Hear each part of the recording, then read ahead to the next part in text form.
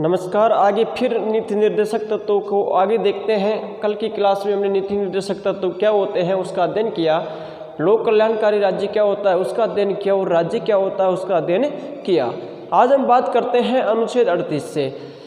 36 में हमने राज्य की परिभाषा पढ़ी और अनुच्छेद 37 में हमने पढ़ा कि राज्य कोई भी कानून बनाएगा, नीति बनाएगा तो नीति निर्देशक तत्वों का पालन करेगा। आज हम अध्ययन कर रहे हैं आगे। तो देखिए अनुच्छेद 38 पर हम चर्चा कर रहे हैं कि अनुच्छेद 38 है क्या। तो देखिए बच्चों, अनुच्छेद 38 के ऊपर चर्चा कर रहे हैं। तो देखो अनुच्छेद 38 है, 38 है, इसमें किसका प्रावधान किया गया। देखिए 36 और 37 आपको समझ आ गया है कि क्या है। राज्य भारत की सभी जनता को, राज्य भारत की सभी जनता को सामाजिक, आर्थिक,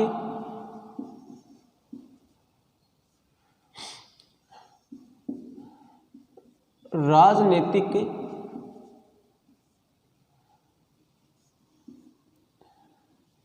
न्याय उपलब्ध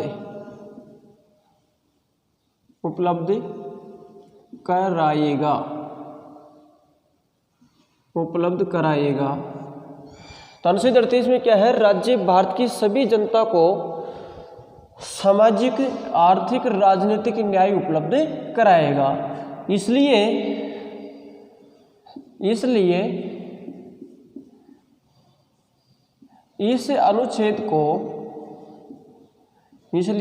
अनुच्छेद को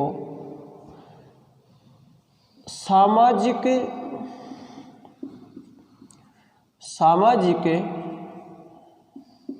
क्रांति का अनुच्छेद भी कहते हैं। तो अनुच्छेद 38 में क्या है कि राज्य भारत की सभी जनता को सामाजिक, आर्थिक, राजनीतिक न्याय उपलब्ध करवाएगा। सामाजिक का मतलब कि किसी भी व्यक्ति के साथ समाज में जाति, धर्म, लिंग, वंश, वर्ण के आधार पर भेदभाव नहीं किया जाएगा। आर्थिक न्याय का मतलब किसी व्यक्ति को आर्थिक उत्पादन के साधनों में, अपना आय अर्जित करने के मामले में, अपना पैसा कमाने के मामले में किसी प्रकार के उसके अधिकारों से वंचित नहीं रखा जाएगा। राजनीतिक न्याय, सभी व्यक्ति को चुनाव लड़ने का अधिकार, वोट डालने का अधिकार, सरकार की आलोचना करने का अधिकार, बोलने का अधिकार प्राप्त होगा। तो राज्य भारत की सभी जनता को क्या उपलब्ध कराएगा, सामाजिक न्याय, आर्थिक न्याय, राजनीतिक न्याय उपलब्ध कराएगा। ये प्रावधान कौन से अनुच्छेद में है, अनुच्छेद 38 में। आगे बात आती है अनुच्छेद 39। तो देखिए अनुच्छेद 39 क्या है। तो देखिए उत्पादन के साधनों पर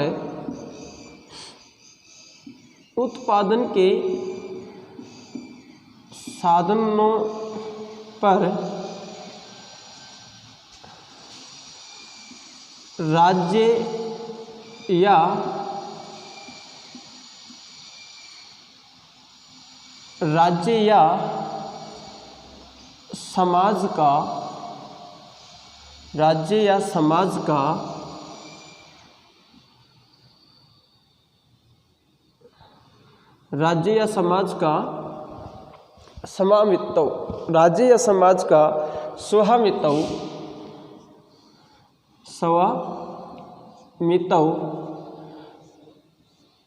उत्पादन के जो साधन है उन पर किसका नियंत्रण। उत्पादन के साधन कौन से होते हैं, जैसे भूमि,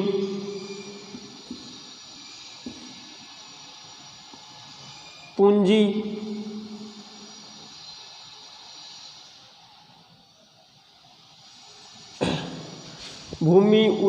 पूंजी, साहस, श्रम,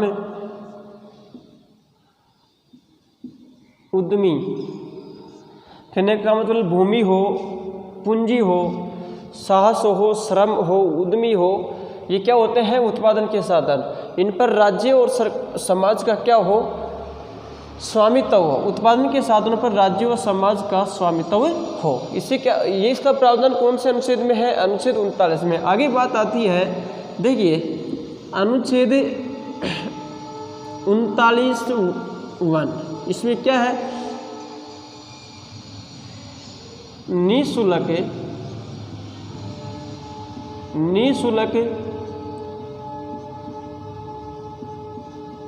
विधिक सहायता,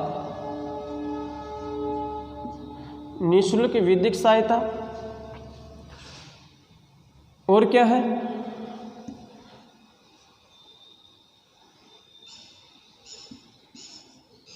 एक समान कार्य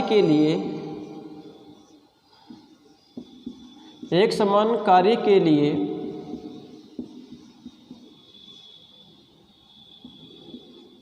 समान वेतन। अनुच्छेद 39 में है निःशुल्क विधिक सहायता। राज्य लोगों को निःशुल्क कानूनी सहायता उपलब्ध करवाएगा। गरीबों को, जो ऐसे लोग हैं जो कानून में उनका वर्चस्व नहीं है या वो कानून को का फायदा नहीं उठा पाते हैं, ऐसे व्यक्तियों को, गरीब व्यक्तियों को राज्य क्या उपलब्ध कराएगा? गरीबों को निःशुल्क विधिक सहायता। गरीबों को निःशुल्क विधिक सहायता कौन उपलब्ध कराएगा? राज्य। और एक समान कार्य के लिए एक जैसा वेतन मिलना चाहिए व्यक्ति को। ऐसा नहीं है कि जैसे एक व्यक्ति वही कार्य कर रहा है, जैसे कोई व्यक्ति कलेक्टर के पद पर है, उसका वेतन 50,000 रुपये है, और दूसरा व्यक्ति उसी पद पर कार्य कर रहा है, उसको कम मिलता हो। ऐसा नहीं होगा। एक जैसा अगर व्यक्ति कार्य कर रहा है तो उसके साथ, किसी व्यक्ति के साथ भेदभाव नहीं होगा। समान कार्य के लिए समान वेतन उसको प्राप्त होगा। आगे देखिए, अनुच्छेद 39 में किसका प्रावधान है? सार्वजनिक धन पर नियंत्रण है। सार्वजनिक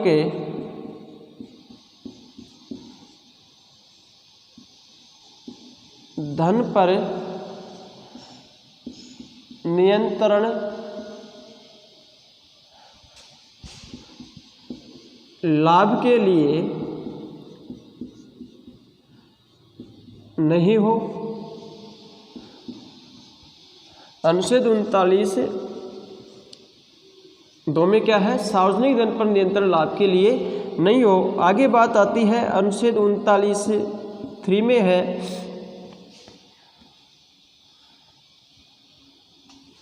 तो अनुच्छेद 39 निःशुल्क विधिक सहायता, एक समान कार्य के लिए समान वेतन, सार्वजनिक धन पर नियंत्रण लाभ के लिए हो।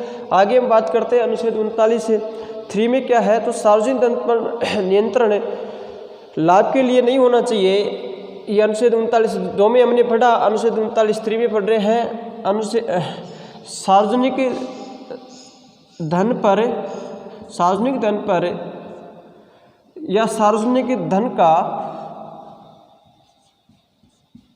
समान वितरण होना चाहिए।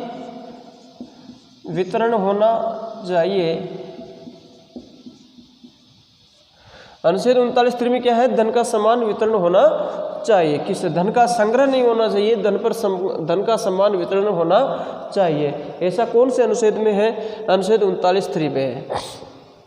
आगे हम बात करते हैं अनुच्छेद 40 की। कौन से नंबर के अनुच्छेद की? अनुच्छेद नंबर 40 की बात करते हैं कि अनुच्छेद नंबर 40 में क्या है। तो देखिए, अनुच्छेद नंबर 40 में है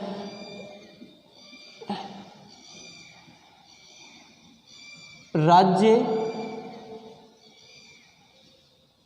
पंचायतों का गठन करेगा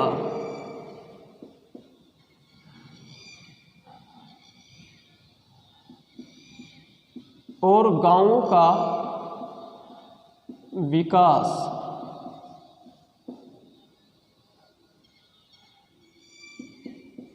गांधीवादी दर्शन के अनुसार हो। अनुच्छेद नंबर 40 में क्या है, राज्य पंचायतों का गठन करेगा। जैसे भारत में सबसे पहले पंचायत राज का जो गठन किया गया, कहाँ किया गया था, नागौर में किया गया था। कहाँ किया गया था, नागौर में किया गया था। 2 अक्टूबर 1959 को पंडित जवाहरलाल नेहरू ने उसका उद्घाटन किया था। तो अनुच्छेद 40 में राज्य ये व्यवस्था की गई है, राज्य पंचायतों का गठन करेगा, सरकार पंचायतों का निर्माण करेगी और गाँव का विकास किया जाएगा। किसके अनुसार, गांधीवादी दर्शन के अनुसार गाँव का विकास किया जाएगा। और स्वशासन की स्थापना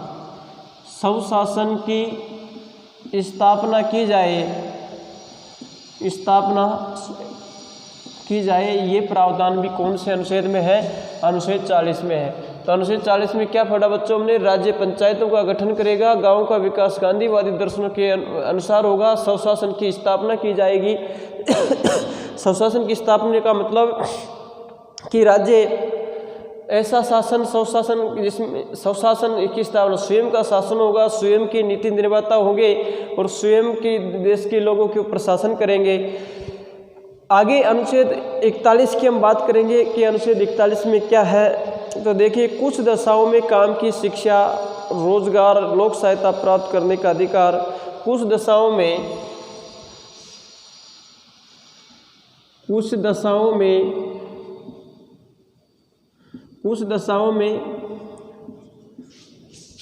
शिक्षा,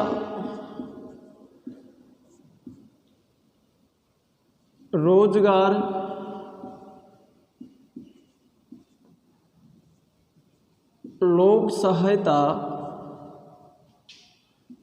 लोक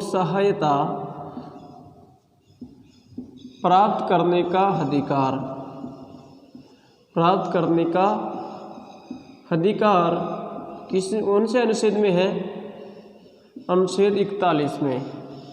अनुच्छेद 41 में क्या है, कुछ दशाओं में शिक्षा, रोजगार, लोक सहायता प्राप्त करने का अधिकार कौन से अनुच्छेद में है, अनुच्छेद 40 में है। आगे बात आती है अनुच्छेद 42। अनुच्छेद 42 पर चर्चा करते हैं। तो देखिए, पहले 1-2 बिंदु इसमें महत्वपूर्ण है। कार्यस्थल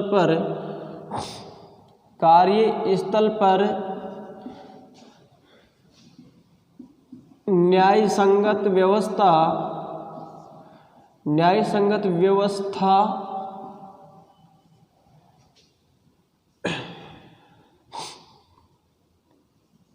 दूसरा, प्रसव के समय अवकाश। अनुच्छेद 42 पर हम बात कर रहे हैं कि अनुच्छेद 42 क्या है। तो देखिए बच्चों, अनुच्छेद 42 में क्या क्या है, कार्यस्थल पर न्याय संगत व्यवस्था, कि जहाँ पर लोग कार्य कर रहे हैं वहाँ पर किसी व्यक्ति के साथ कोई भेदभाव नहीं होगा। कार्यस्थल पर किसी व्यक्ति के साथ कोई भेदभाव नहीं होगा। और प्रसव के समय, जब महिला की गर्भावस्था चल रही है, गर्भकाल चल रहा है, उस समय उसको अवकाश मिलेगा, छुट्टी मिलेगी और प्रसूति के समय उसे सहायता भी दी जाएगी। ये सब व्यवस्था कौन से अनुच्छेद में है, अनुच्छेद 42 में की गई है। क्या, कार्यस्थल पर न्याय संगत व्यवस्था, किसी भी व्यक्ति के साथ कोई किसी प्रकार का भेदभाव नहीं करेगा। और प्रसव के समय अवकाश, कहने का मतलब गर्भावस्था के दौरान अवकाश, उस महिला को छुट्टी प्राप्त होगी कार्य से और उसमें उसके वेतन में कटौती नहीं होगी।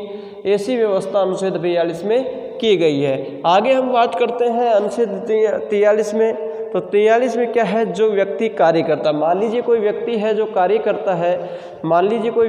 कार्य करता है, तो उससे जीवन निर्वाह के लिए न्यूनतम मजदूरी प्राप्त होगी। तो देखिए अनुच्छेद 43 में क्या है बच्चों, देखो अनुच्छेद 43, जो व्यक्ति कार्य करता है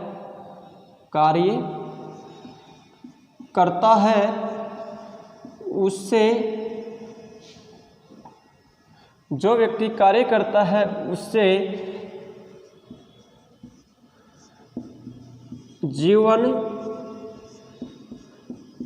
जीवन निर्वाह हेतु न्यूनतम मजदूरी प्राप्त होगी। कहने का मतलब कोई भी व्यक्ति जो कार्य कर रहा है उसके साथ कोई किसी प्रकार का भेदभाव नहीं होगा। उसका जीवन जीने के लिए उसने जो कार्य किया है और उसकी जो न्यूनतम मजदूरी है वो उसको प्राप्त होगी, उसे वंचित नहीं किया जाएगा। कहने का मतलब जो काम कर रहा है उसके बदले उसको क्या प्राप्त होगा? वेतन प्राप्त होगा। क्या प्राप्त होगा? वेतन प्राप्त होगा। उसको किसी प्रकार से उसके वेतन में कटौती की नहीं जाएगी। जैसे हम बात कर लेते हैं नरेगा। नरेगा में कोई भी व्यक्ति कार्य करता है तो सभी व्यक्तियों को एक समान वेतन मिलता है। तो अनुच्छेद 43 को हम कह सकते हैं कि एक समान कार्य के लिए एक जैसा वेतन, समान वेतन और उसकी जो न्यूनतम मजदूरी है उसको प्राप्त होगी। आगे हम बात करते हैं अनुच्छेद 44 के ऊपर। तो अनुच्छेद 44 में क्या है? एकल सिविल संहिता का प्रावधान किया गया है। कानून में किसी व्यक्ति के साथ कोई भेदभाव नहीं किया जाएगा। तो अनुच्छेद 44 में क्या है? एकल सिविल संहिता। तो देखिए अनुच्छेद 44 के ऊपर हम चर्चा करते हैं कि अनुच्छेद 44 में क्या है। तो बच्चों देखिए अनुच्छेद 44 इसके ऊपर ध्यान दीजिए। एकल सिविल संहिता, सभी के लिए एक जैसे कानून और व्यवस्थाएं। आगे सभी धर्मों के लोगों को, सभी धर्मों के लोगों को विवाह,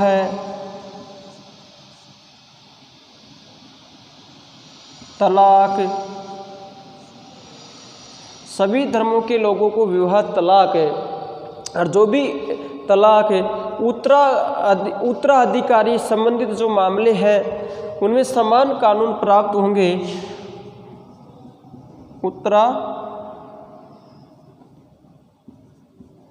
उत्तराधिकार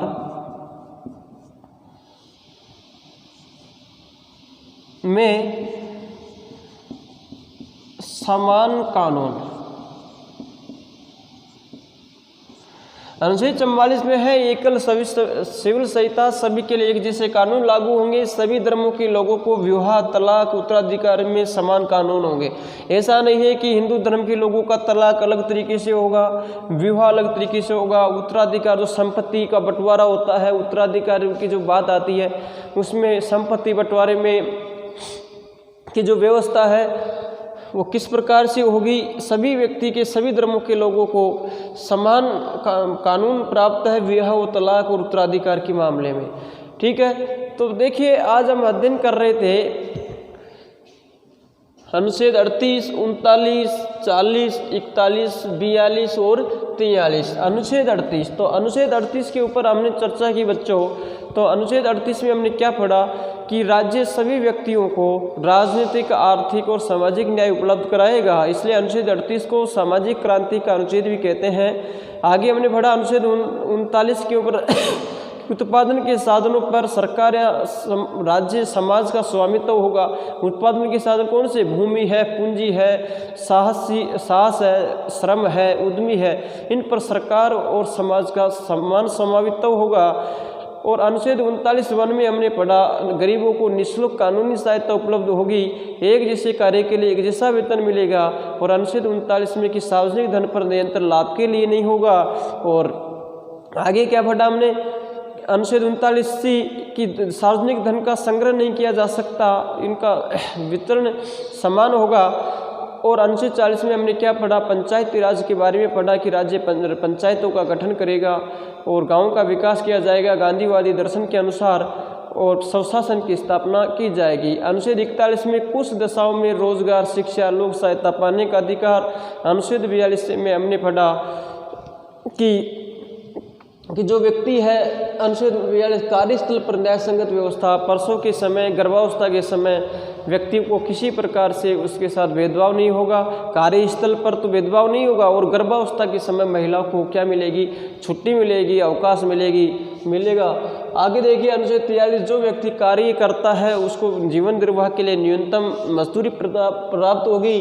और अनुच्छेद 44 में हमने पढ़ा एकल सिविल संहिता कि एक जैसे सभी को एक जैसे कानून प्राप्त होंगे, सभी धर्मों के लोगों को विवाह, तलाक, उत्तराधिकार में समान कानून लागू होंगे। आगे की चर्चा हम अगली क्लास में करेंगे।